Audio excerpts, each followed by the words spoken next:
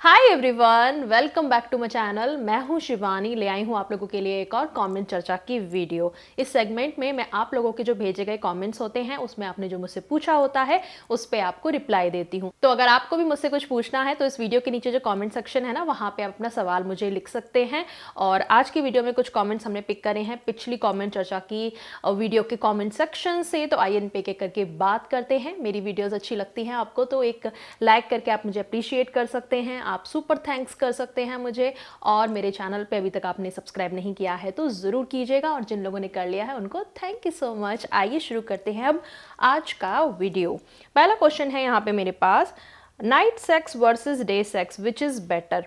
Actually night और day का ऐसा कोई फ़र्क नहीं पड़ता है आपकी सेक्सुअल परफॉर्मेंस पे, आप कैसा फील करते हैं उस पे।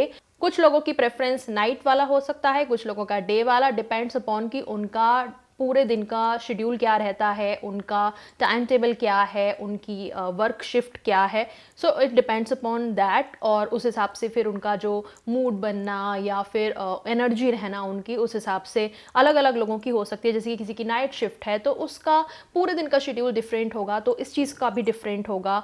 और जिनका नॉर्मल 9 to 5 जॉब है उनका अलग होगा। जो लोग वर्क फ्रॉम होम सेटअप में काम करते हैं उनका एक अलग लाइफ स्टाइल है, तो हो सकता है उनका उस टाइम पे मूड या क्या उनका एनर्जी लेवल है वो डिफरेंट हो सकता है। So it depends upon that, ना कि पर्टिकुलर अगर हम बोलें कि नाइट वाला बेटर है तो वो हर किसी के लिए बेटर होता है। इट डिपेंड्स अपॉन कि आपका लाइफ स्टाइल कैसा चल रहा है। नेक्स्ट कमेंट पे आते हैं, हबी को कंट्रोल करना होता है ऑर्गेजम सीमन जब तक वाइफ सेटिस्फाई ना हो जाए।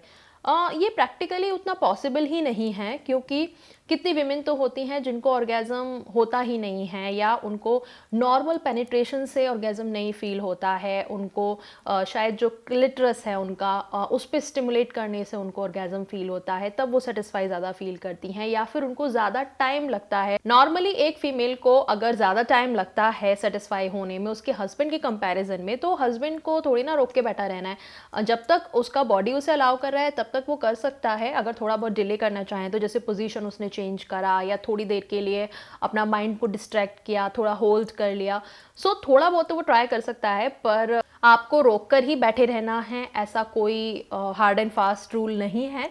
सो अगर आपका एक बार डिस्चार्ज हो गया है, फीमेल अभी भी चाहती है और, तो आप दोबारा फोर प्ले वगैरह करिए, रोमांस को बरकरार रखिए, और हो सकता है दोबारा अगर इरेक्शन आ जाए तो आप सेकेंड राउंड कर सकते हैं। नेक्स्ट कमेंट पे आते हैं, what is the reason when I wake up I feel see it's erected eight morning, any problem since I am not thinking about anything. देखिए, अगर आप जब यंग हैं, ख़ासतौर से जब टीनेज ख़त्म हो रहा होता है, अर्ली 20s होता है, उस टाइम पे टेस्टोस्टेरोन आपके हाई रहते हैं, आपके अंदर नेचुरली ही एक सेक्सुअल टेंशन रहता है, तो हो सकता है उस सब के चक्कर में आपको ये इरेक्शन हो रहा हो। आप कोशिश कर सकते हैं अपने माइंड को फोकस करने के, अपने काम पे या स्टडी पे।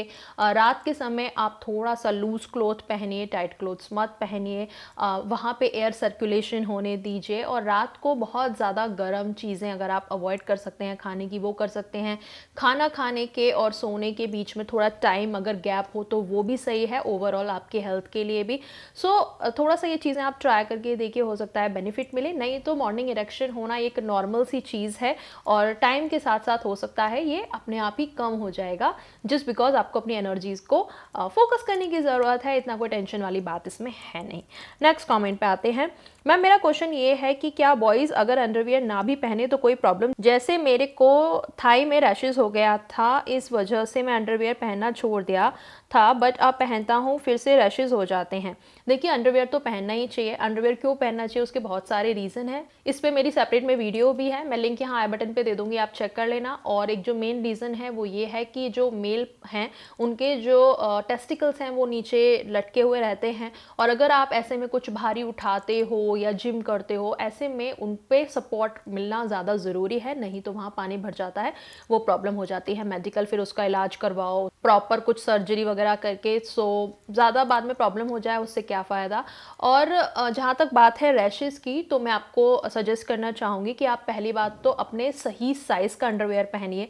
बहुत अगर आप टाइट पहन रहे हैं, वो आपकी स्किन के साथ रगड़ रहा है उसका कपड़ा आपके अंडरवेयर का, तो हो सकता है उस वजह से रैशेज़ हो रहे हों। दूसरा, सा अंडरवेयर को रेगुलरली चेंज कीजिए। अगर आप बहुत ज़्यादा ऐसा काम करते हैं, जैसे कि आपने जिम किया, आप बाहर गए हो, बाहर गर्मी है, पसीना है, उस चक्कर में वहाँ पे अगर पसीने वगैरह आ रहे हैं तो तुरंत आके घर पे आप अपना अंडरवेयर चेंज कर लो। मतलब अगर पसीना है ना, पसीने से क्या होता है, गीलापन सा रहता है, उस वजह से भी रैशेस हो जाते हैं। तो अगर आपको हल्का सा गीलापन फील अगर हो रहा है अपने अंडरवेयर में ड्यू टू पसीना या वैसी कोई रीज़न की वजह से, कई बार होता है कि कुछ यूरिन के ड्रॉप्स भी रह गए आपके अंडरवेयर पे, उस वजह से वहाँ गीलापन है, तो अंडरवेयर को तुरंत चेंज कीजिए। अगर वहाँ गीलापन आपको फील होता है तो अंडरवेयर कोशिश कीजिए थोड़े अच्छी क्वालिटी के लीजिए, कॉटन के मटेरियल के लीजिए। जो अगर हम कई बार ऐसा होता है ना, रोड साइड से ले लेते हैं या थोड़े सस्ते वाले ले लेते हैं। ऐसा नहीं है कि सस्ती चीज़ बेकार होती है, लेकिन कई बार ऐसा होता है कि सस्ते माल में ना कपड़ा खराब वाला यूज़ किया जाता है, वो मटेरियल खराब यूज़ होता है उसमें।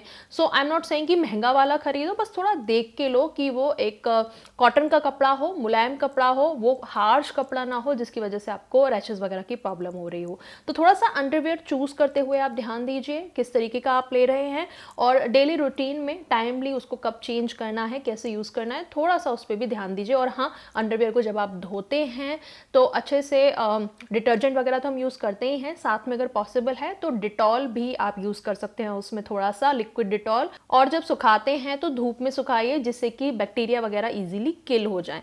नेक्स्ट कमेंट पे आते हैं। मेरा कुछ दिन बाद शादी होने वाला है, मेरा अरेंज मैरिज होगा, लेकिन शादी के फर्स्ट डे क्या करूं और शादी के बाद लाइफ स्टाइल को चेंज करना पड़ेगा, लेकिन कैसे, कुछ मदद कर दो। आई थिंक ये एक लड़के का कमेंट है, जैसा कि इनकी आईडी पढ़ के समझ आ रहा है।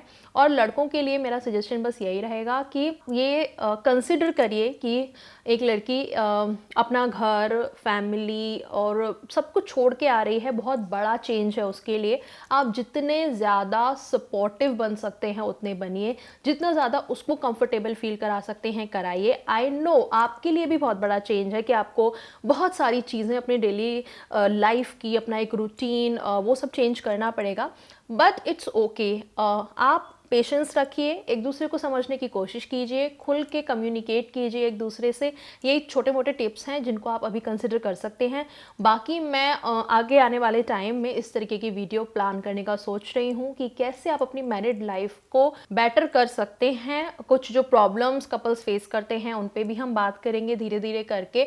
आपके मन में कोई पर्टिकुलर सवाल है, कोई ऐसी चीज़ है जो कि आप मुझसे जानना चाहते हो अपनी लव लाइफ के बारे में, अरेंज मैरिज के बारे में, या कई बार लव मैरिज के बारे में भी लोगों के मन में क्वेश्चन होते हैं कि उसके बाद में कैसे चीज़ें रहेंगी, कैसे चीज़ों को हैंडल करें, तो वो सब चीज़ें आप मुझसे कभी भी पूछ सकते हो कमेंट सेक्शन में। और मैं कोशिश करूँगी अगर सेपरेट वीडियो बना सकूँ, छोटा मोटा रिप्लाई देना होगा तो इस तरीके से हम कमेंट चर्चा की वीडियो में उस पर बात कर लिया करेंगे।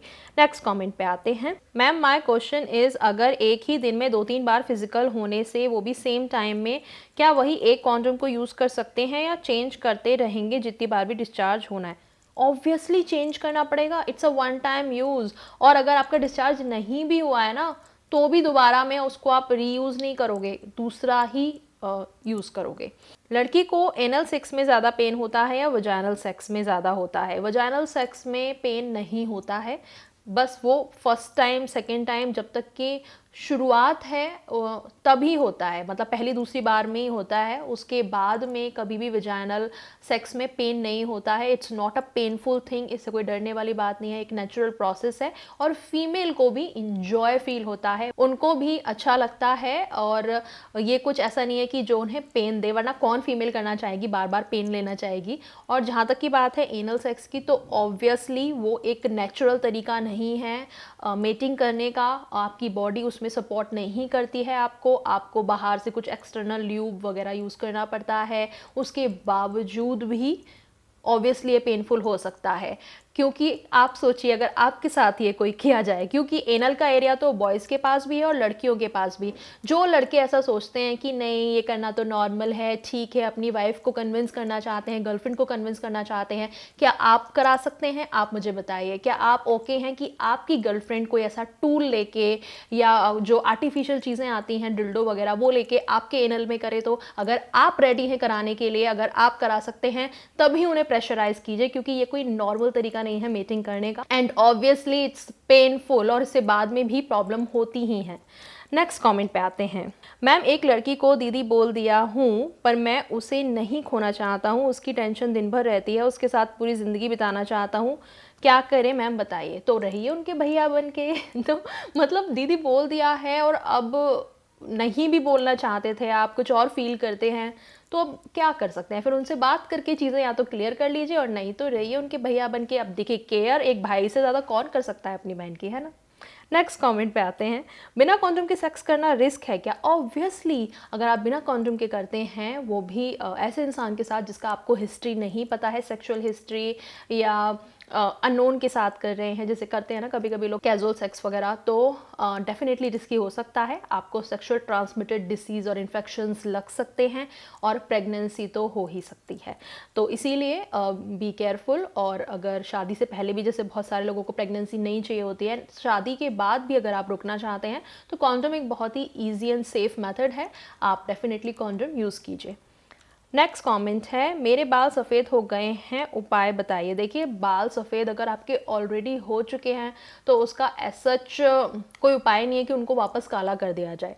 या तो आप फिर उस पर कलर कर लो, एंड मैं आपको बोलूँगी कि डर्मेट से आप कंसल्ट कीजिए। डर्मेटोलॉजिस्ट जो होते हैं, जो स्किन और हेयर के स्पेशलिस्ट होते हैं। अगर आपकी यंग एज में ऐसा हो रहा है कि बाल सफ़ेद हो रहे हैं, या कई बार होता है दवाई के साइड इफ़ेक्ट की वजह से ऐसा हो जाता है, तो एक बार उनसे चेकअप करा लीजिए आप। और अगर वो बाल सफ़ेद ज़्यादा बढ़ ना जाए, जैसे कि अभी शुरुआत है, अगर थोड़े बहुत बाल आपको दिख रहे हैं तो वो जल्दी जल्दी से बढ़ के ना फैल जाएँ, तो ऐसे में वो प्रॉपर चेकअप करके आपको बता देंगे कि आपको क्या करना चाहिए। सो आई थिंक वो ज़्यादा बेटर गाइड कर पाएंगे। और छुपाने के लिए सफ़ेद बालों को तो फिर डाई ऑप्शन है। डाई के लिए भी आप उनसे पूछ सकते हैं कि किस तरीके का कलर या डाई यूज़ करें जो कि सेफ़ हो, क्योंकि कई बार ऐसे कलर होते हैं कि थोड़ा सा आप उन्हें यूज़ करो और वो बाकी के बालों को भी फिर जल्दी से सफ़ेद कर देते हैं। सो डरमैट से मुझे ऐसा लगता है आपको एक बार कंसल्ट कर लेना चाहिए। तो यही थे आज के सारे क्वेश्चन जो मैंने आज की वीडियो के लिए पिक करे थे। आई होप आपको मेरे जवाब सेटिस्फाइड लगे हों तो एक लाइक करके अप्रिशिएट कीजिएगा, और कमेंट सेक्शन में आप और भी सवाल मुझसे पूछ सकते हैं। नेक्स्ट कमेंट चर्चा की वीडियो में हम उन्हें डिस्कस करेंगे। आज के लिए इतना ही, चलती हूँ, मिलूंगी आपसे अगले वीडियो में एक नए टॉपिक के साथ। तब तक के लिए बाय बाय, टेक केयर।